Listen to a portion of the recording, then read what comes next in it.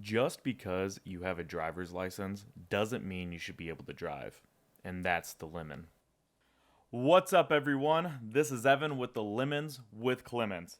Today's lemon is driving. Oh my gosh.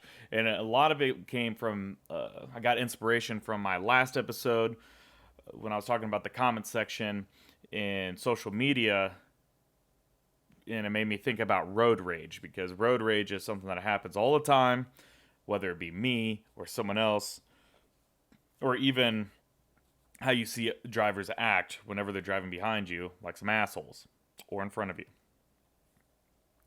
What I really want to get into, though, is we've never been in a time that driving's been so easy. We've now gone into where it's autonomous. You have the Teslas that basically can drive themselves. There's even reporting of people falling asleep in the cars while it's driving, or people getting pulled over and they're sitting in the back seat while the Tesla is driving itself. First of all, this is the future. We're here. That's awesome. All right. It's terrifying. Okay. It's absolutely terrifying to think about that's on the road with you. But that's also amazing that it's even possible that can happen. So it's kind of a double edged sword where, wow, that's really neat. But holy cow, that is terrifying. And please don't be on the same road as me. Um, but to really focus in on it is that, it's really awesome that we have the technology that can do that. And at least if someone's going to be falling asleep in a car, at least it's one that's driving itself, which is way safer. And I'm not at all advocating to go try to take a nap in your car while you're going from one place to another. But I'm talking for the people that if you're on a long commute, and I mean it happens, people fall asleep at the wheel all the time, which is incredibly dangerous to drive tired. But instead of going into another lane and crashing into a ditch or whatever it is, at least the car is keeping in place. So, or in the right lane. So that's a kind of a neat thing. But I mean, not only just the autonomous driving. I mean, the cars now you press a button and it parallel parks itself. You have the mirrors that light up whenever someone's in your blind spot. So we've now made it so much easier to drive, and we've constantly had to improve ourselves and make things safer. And yes, that's great for society. It should be safer. But one of the reasons it has to be safer is because so many people are so bad at driving. It's baffling to me. Now, what I'm about to talk about is all anecdotal. To be fair, again, I feel like I want to just constantly make sure we all know this. I'm not out there doing research and looking statistics and reading government websites on crash reports, okay? But I think there's a lot to what I'm about to say and go into. So let's start, with let's talk about the kids driving, okay? First of all, it's way easier now to get a license, I feel like, than any other country. Okay. You turn, what is it, 15, you can drive around with a permit. 16, you can get a license, and then you're free to go. You're 16 years old, you can't vote, you can't do anything else. You have no ability to make life decisions. You can't even get a tattoo, but you can be behind the wheel of a vehicle that is also determined a deadly weapon if used incorrectly. A vehicle has the ability to do the same, if not more damage than a weapon. Now, the people that are in rural communities are going to argue about this all the time because, I know a lot of people, including my brother, including my father, and a lot of my family, they learned how to drive on the farms. They were driving tractors, but that's different. If you're driving on your own property or on your own land, that's one thing, okay? But if you're on a public road with hundreds of other people around, pedestrians walking, right? I'm just thinking about Grand Theft Auto now, the game where you can just run into anybody. But we now are in a society where we're going, kind of piggybacking off the last episode about social media. But with social media, you got texting. We're now always involved with our phones, and kids even more so. So texting and driving is a huge deal. We have giant signs that you want to read while driving about don't text and drive. That's not going to stop anybody. Cool, it's a great reminder, all right? But that's not going to do it. People are still going to look at their phones because we're all about getting the instant gratification of a text message and wanting a response and whatnot. It's terrifying anytime I've ever worked with somebody and someone's like, all right, I got my license, or maybe not even worked with them, but been around somebody. It's like, I got my license. It's like, well, let me know when you're on the road because I want to be nowhere near you. One thing I've learned while driving, and a lot of this was whenever my son was born. Okay, but the first time, and this has changed my opinion on driving completely. Whenever my son was born, and the first day we left the hospital, packed him in the car seat, buckled up, making sure everything is. At this point, it's the first time, so you are double checking the seatbelts are taut. They're nice and tight. They're not going to go anywhere. Did it actually click? I don't know if I heard it click. I better make sure it's clicked. So I make sure, I might unplug it and do it again. I'm buckled up. Everything's good to go.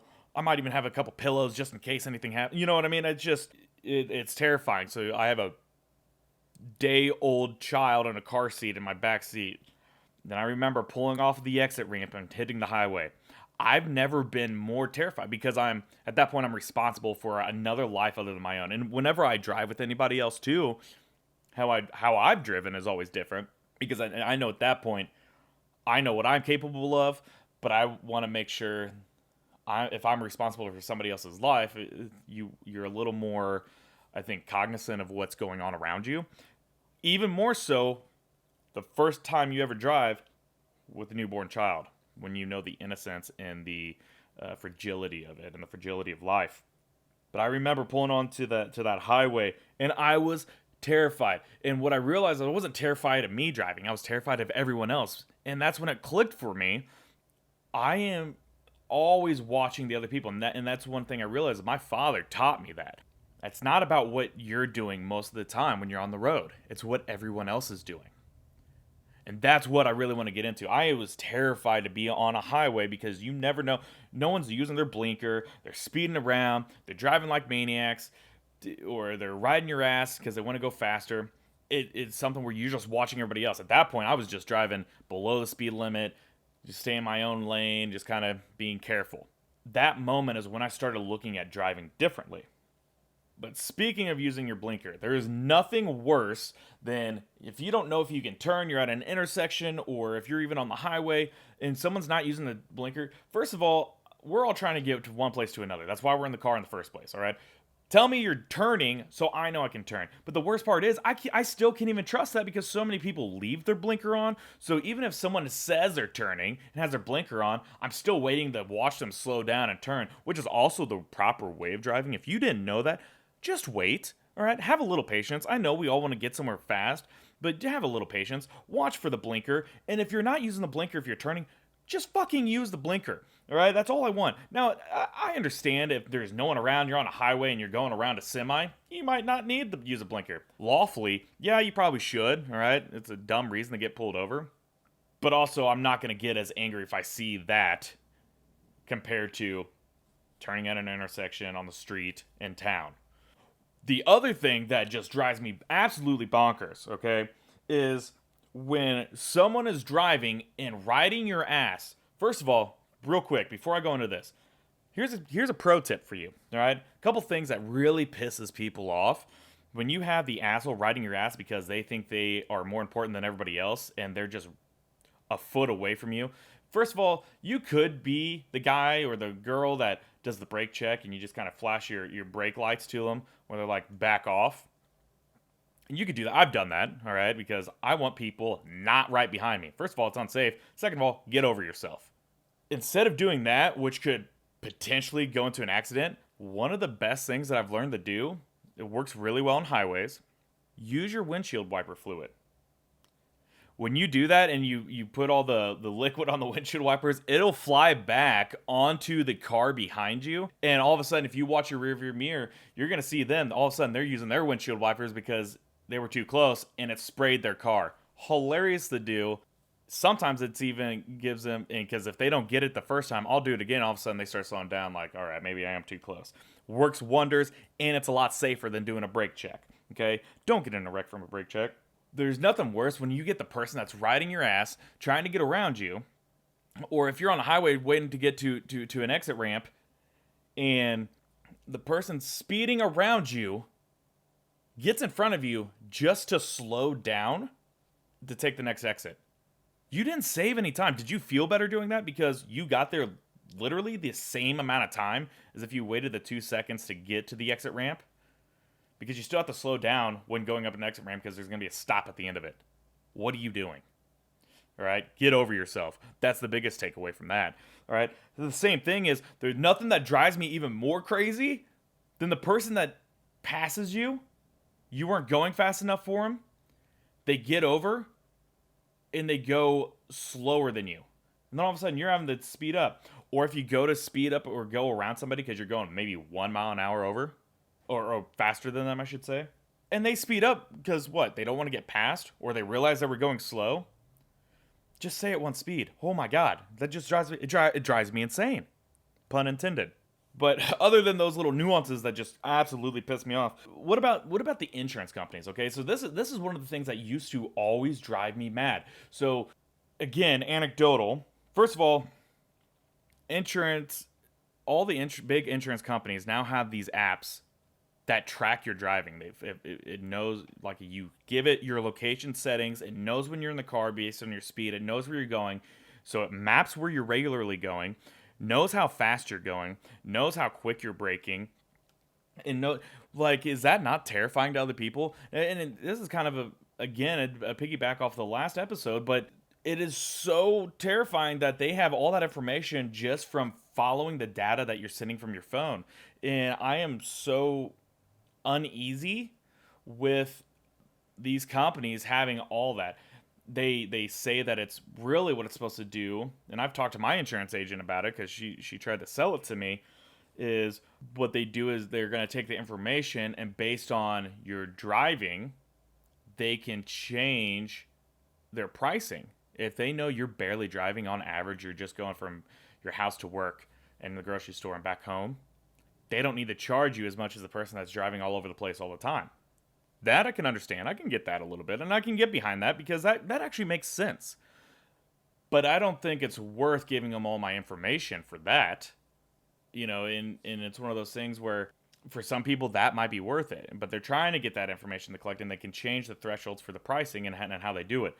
But I don't think it's worth it in the grand scheme of things because they don't need to know everything about me. That's my insurance company. Just cover my car, all right? How much I drive does not determine every time. I mean, I guess it changes the statistics of you getting into an accident, but it doesn't determine, that it won't happen at all. I'm sure not being on a highway and whatnot changes things, but it doesn't take into account for when you go see family somewhere else. I don't know how much I agree with it. I don't know how I feel about it. But I'm also one of those people that I don't want to give people all my information. Again, just like social media. But talking about pricing, I remember one of the things that was the worst whenever I was growing up, and things kind of change as you get older, and now it doesn't affect me as much, but males have a higher insurance rate than females.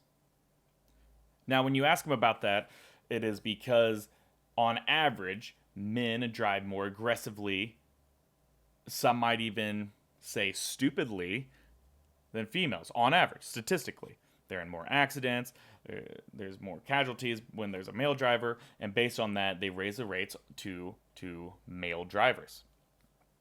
Now, one thing I also know, and I'm going to say this as fact, even if it's anecdotal, women get out of more tickets than men. I put my name on that. I'd put $1 million on that. The amount of people I knew, and by people I mean women, the amount of women that I knew, or girls even, younger girls most of the time, that, and sometimes would brag about it, getting out of tickets because they cried or because they batted their eyelashes. Now, if you get a female cop, oh, you're screwed no matter what. It doesn't matter what your gender is at that point. But if you have not a man as a cop, no matter what, they're going by the book.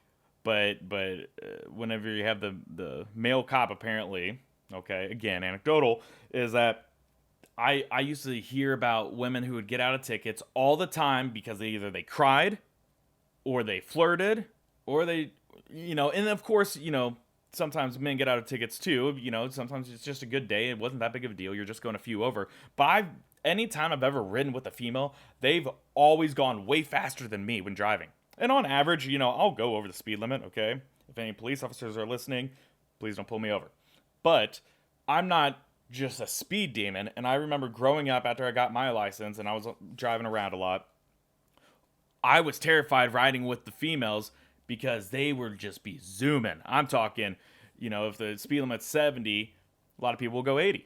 Or, some people just like to sit it right in the middle at 75. Some people think they're being smart by going 74. It's not that big of a threshold. But these women were all going like 85. I'd be like, it'll be fine. I'll get out a ticket. And that's the mindset, the mentality that they have about it. Or they had. I don't know if it's the same still. But it's insane to me. So I'm getting a higher insurance rate because of that. And that's what used to always go through my head. But it's something I had to mention because I know that is something that is commonplace still in a lot of aspects. Is it fair? No. But I can also understand if it is men that are getting into more accidents. The women might be speeding, maybe they're not getting in as many accidents. When it comes to getting our license, it's probably easier to do it here than anywhere else, from what I understand. At least, so let me base it off of my brother who lived in Germany for a long time. They spend thousands of dollars on a driver's license, and it takes a long time to get it. They also have the Autobahn, which has no speed limit, so I think they have to take it a little more seriously. But because they make it such a big deal and they make sure that driving isn't your right, it's a privilege. And that's one thing we have to get through everybody's head, is that it is an absolute privilege to be able to drive. Being able to get wherever you want, whenever you want, is a freedom that is amazing.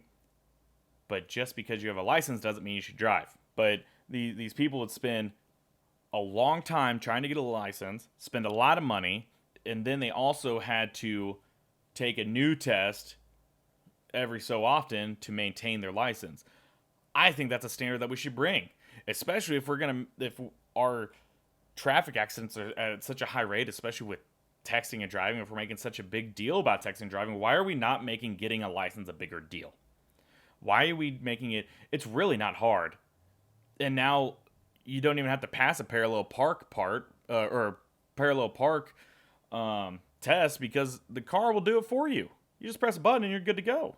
How much easier in 20 years is a driving test going to be when all the cars are autonomous? Whenever they do everything themselves, are we even going to have a driving test? I'm sure we will.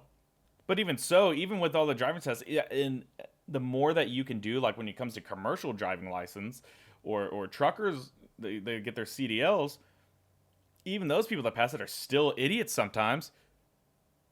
You always see the pictures, and it's funny at the time, but it's also ridiculous when you see, like, a trucker that gets in his truck and doesn't know the height of his truck and it hits the underside of a bridge is an idiot and shouldn't have been driving. If you think you can get through the clearing, don't risk it. Find another route. And speaking of driving, is I know it can't just be me, but I cannot drive behind a semi holding anything on the back end without being terrified and having to speed around it because of those damn Final Destination movies. I know that can't be just me. I am terrified. I think in the movie it was like logs on the back or on the bed of the truck that came off. That's so scary to me now. Anytime I see, it doesn't matter what it is. Like even like when the cars are, when it's the trucks that are carrying cars, I'm afraid it's going to come unhooked and just crash into my car. And so anytime I'm on one of those, behind one of those big rigs on the road, I have to speed around it because I am so scared that something catastrophic is going to happen. And I do not want to be the victim of some Final Destination shit. So in other countries, like I said, it's a bigger deal to get your license, and it's a lot harder. One of the things we took from these other countries is the idea of roundabouts. Does nobody know how to use a roundabout? I've seen people take roundabouts the wrong way. I'm pretty sure every roundabout also has a sign that says one way, but they'll still turn left instead of taking a right. And speaking of right-of-ways, does nobody know what the right-of-way is? Do you not know when it's your turn to go? I feel like proper driving etiquette has gone out the window because nobody I mean, it's with most things, and maybe I'm just an old man just venting now because it's not like it was back in my day. First of all, on red lights you can turn right. Unless I guess in some states it might not be that way, but as far as I know, I mean, if no one's coming, you can still turn right and continue on with your life. All right. Also, quick question. This isn't in my notes or anything, but how does stoplights work? Or do they use cameras? Or is it just an algorithm? I think they use cameras. I remember one time I was trying to go to, I think it was a theme park or something, one of those like a Six Flags or Worlds of Fun type of place. We went onto an exit ramp with my brother was driving, and we sat at this light for 10 minutes at least. And finally, a guy got out of his truck, came up, knocked on the window, and said, "Hey, pull a little bit forward. There's a sensor on the line." And it'll see that you're on the line, and then it'll say that you're here, and it'll turn green, or else it'll stay red constantly. First of all, why was the sensor on the line? Aren't you supposed to park behind the line? And if you're not parking behind the line, then you're another asshole driver. So I'm trying to figure where, or how about the people in the cities that park whenever they are at a light or a stop sign? When they stop, they're in the crosswalk, basically in the middle of the intersection.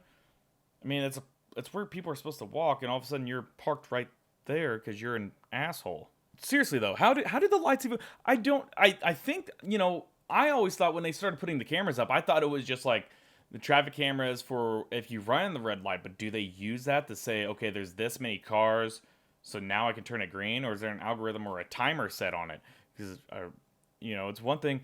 I should really look this stuff up before I start making these podcasts, because now I'm just going to start having all these random thoughts and sound like an idiot. I'm sure it's something super obvious and everybody knows it except for me. I feel like I'm just venting about driving now, which I guess that's what I'm supposed to be doing anyway. So, road rage, all right? That was a very hard segue. That was a bad transition. Well, we'll work on that. But the whole purpose of this episode, again, was because I was talking about road rage before with social media. Road rage is such a serious thing, and I do it all the time. I call people out like, what do you, for the same stuff that I'm talking about now, like, next time use your fucking blinker, asshole, because I'm waiting for no reason. Or I'll just be like, hey, cool, man, you're super fast for getting in front of me just so you could take the next turn 2 feet away. Like, are you kidding me? Like, it's just stupid stuff. And I am super comfortable saying that in the privacy and safety of my own car. But man, have I seen some people just flip me off for going the speed limit or just slightly over it to get around because they're trying to get a place super fast. Road rage is a real thing, and there's something about being behind the glass with a steering wheel in front of you that just gives you every right to be the biggest prick possible. And it's kind of terrifying because you have it changes something in your brain where you just think differently, where you just, all hell breaks loose. You have no thoughts and no care for anything around you at that point. And people are running people off the road, just doing all kinds of crazy shit. And what about the people that try to go around a school bus? Oh my God, that's terrifying. I saw something on the news where a little kid got hit because someone was just trying to get around a school bus super fast. That's awful. If you're that person, fuck you. Could you imagine being the bus driver? Your job is the safety of a kid. And you think everything's fine, and then you have some douchebag flying by. I don't know. It just some of those things just doesn't make sense to me, and I have no idea how somebody's thought process works whenever they see that stuff, or whenever I see that stuff. One of the worst things, though, is whenever there's road construction or a traffic jam, and it just irks the shit out of me when it says, and you get plenty of warning that, hey, we're about to go to one lane, everybody. Get ready to merge, because shit's about to suck and you're about to be going slow. Nobody likes that. It is the worst. It feels like it throws off your whole day. I absolutely hate it. And I will go out of my way to get in the way when somebody is just driving on the other lane that is about to merge, because it's clear, because everybody is doing the right thing and trying to be in the lane that it's going to be going down to the single file line that we learned in kindergarten. And they're just flying past everyone. and trying to squeeze in further up in the line. No, the fuck you are not. And anybody that stops and lets somebody in, I hate you too. Don't let that asshole in because you're just enabling that behavior for next time. That's what I do. After I see like 2 or 3 cars go, I start driving in the middle of the road. Y'all can just wait behind me because you're not getting in front of me because you don't know how to read a sign. You're not better than me. You're not better than anybody behind me or in front of me. Wait your turn like everybody else. Common courtesy of the road, just get in line. Because you don't know how to read a sign or you think you should get somewhere faster, get the hell out of here. I actually learned that trick from truckers because I've seen truckers do it because they hate that shit too. That's the one thing I gotta say. Truck drivers, respect the hell out of them, all right? Follow them. If you see a truck, a semi, an 18-wheeler on the highway flying, going way fast. Now, there's one condition here, all right? If they're all over the road driving like a jackass, that's something different, okay? Don't do what I'm about to say because maybe call the number of how's my driving on the back because you don't need somebody being unsafe while doing it. Otherwise, if you see a semi-truck flying down, and by flying I mean for a semi-truck to go over the speed limit, it's kind of a big deal because they get fined so much more. So if you see them going 75, 80 on a 70-mile speed limit, you get behind them and you follow them. They're clearing the way for you because chances are they got a scanner and they got CB radios and they're talking to all the other truckers that are saying, hey, there's a cop here or you're clear. They know better than you. They have all the information they need or else they wouldn't be risking it unless they're just idiots. And if it comes down to a semi and you getting pulled over by a police officer, they're going at the semi because it's a lot more dangerous and it's a bigger fine. Get behind that trucker and follow them. They know what the hell they're doing. Speaking of things you can learn from truckers, let's talk about lights, okay? First of all, if someone flashes their lights at you, if you're from the other lane of a highway, just a quick flash or two, chances are that means there is a cop up ahead. Slow your ass down. Or, one thing I hate doing is if I'm not paying attention and I'm flicking my hand real quick for my blinker and all of a sudden I flash somebody, I feel like an asshole and I feel like I almost got to be like super nice of a driver because I'm not trying to be like, hey, jackass. And most people think if someone's flashing you, you're just being an asshole. And that's the other part about whenever with the road rage, I think, is that when anybody does anything, you instantly assume the worst. So if you accidentally flash your lights, you're like, what the hell do you want? Or anything like that. You're just assuming the worst in all people behind you or in front of you. You just assume that they're all just being the worst person possible. And so we just have this idea that no matter what, those people are have ill intentions, and that's a bad issue I think with society. And whenever again you take when you take things out of context, whether it be through texting or social media or through driving, whenever you take the person out of whatever is happening, it leads to a very poor way of reacting and a very poor way of analyzing a situation. But an easier way to express certain things to a driver, especially truckers, they'll love you for this. If someone's trying to get over, don't flash your lights at them to get over. Again, they're going to assume that you're just being an asshole, like, don't get in front of me. Turn your lights off and back on is a way to tell somebody you're clear to come over. And it's also, and you can, in just how it affects you whenever you see it, you're like, okay, it's not bright. They're just being, it's a lot more mellow of a way thing. So it's a lot easier to take in, I guess, and an easier way to process it.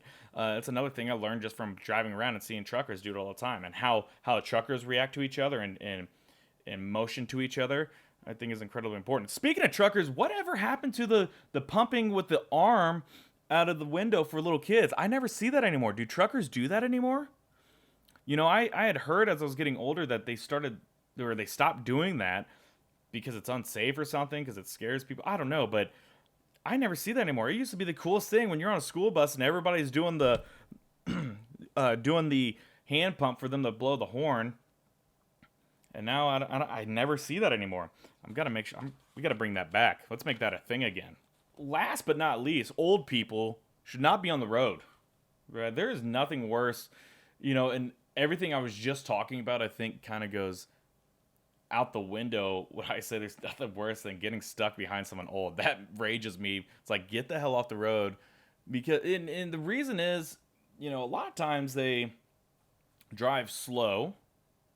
They're being safe. They're also in no hurry, I think is what it is. They're in no hurry to get anywhere. And, maybe that's a good thing. Maybe that's a bad thing. But it throws off traffic. One old person, one vehicle can completely change the flow of traffic. And I absolutely hate it. Whether it be on the highway, all of a sudden you have a traffic jam because of one car is going slower than the rest of them. It's, I think a lot of it also is because the reaction time of an elderly person is different. It's slower. It's just how life works, unfortunately. It catches up to us and we just don't process things at the same speed. Maybe that's why. I don't know. I'm not there yet, and I'm kind of scared to be because I'm going to be yelling at all the whippersnappers driving, God damn it, get off the road. You're driving too damn fast. Is it because they don't process things so they're going slower, or is it they're just in no rush to get anywhere anymore because they've done it all already? Plus, our eyes get worse as we age, and that's another thing. So I think, honestly, I honestly don't have a problem with somebody older driving, okay? Let me kind of clear the air there, is that I do think there needs to be a more regular process behind testing drivers that are over a certain age. I am in no position to determine that age or what is right and wrong. And I don't know if you get into like ageism. Is that a type of discrimination? Age? I'm sure it is. But I don't know if that becomes a thing. But scientifically, medically, it's just something that I think is incredibly important. You can't just sit there and say you're totally okay to drive however you want for the rest of your life. I think that after a certain age, there's got to be a threshold where you say, okay, maybe every year or every other year, every time you renew your license or your tags, you need to also take a test to make sure that you still have all the capability to still do it. It's hard for me to say that too because my own grandmother, all right, we just call her Granny. Everybody calls her Granny, all right? Everybody loves Granny. She refuses to give up driving. And I'll tell you, it is terrifying to ride with her. Now it's a little bit different, but just a couple years ago, she would drive faster than me. She knew where she wanted. She wasn't one of those people that drove slow just because she was, wasn't in a rush to get anywhere. She was flying. And it made so much sense whenever I rode with her because my dad always drove fast. My brother always drove fast. But oh my gosh, I don't even know the age of Granny, okay? But there's no way that she was under the age of 70, and she always drove at least 70. Shit, at least 80 at some points. I've seen her just flying, and it just blows your mind when you have a certain idea in your head of how most people of a certain age drive, and then all of a sudden you get behind or you're in a car with somebody at that age behind the wheel, and they just put you to shame. There's something about it that is it just kind of changes your opinion on some things. But at the end of the day, I think we all need to be safer. We need to take care of each other, and they're now making it easier for all of us to drive better. And I think a lot of it's out of necessity more than just trying to make a more safe society. It's out of necessity because people are being unsafe in general. I guess I should say it's probably a little bit of both. We want everything to be safer, but people also suck. I've never talked so long about driving, and I didn't realize how much I felt about it until I started kind of just thinking about it.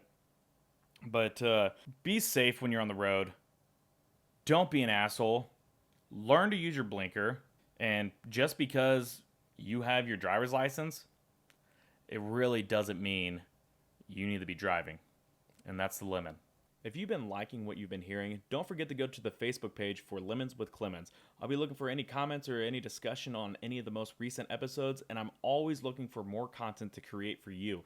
So please don't hesitate to leave a comment, like the page. Also follow us on Spotify or Apple Podcasts or any of the other apps that you might be using to listen to this. And always, always, always, thank you for listening to Lemons with Clemmons.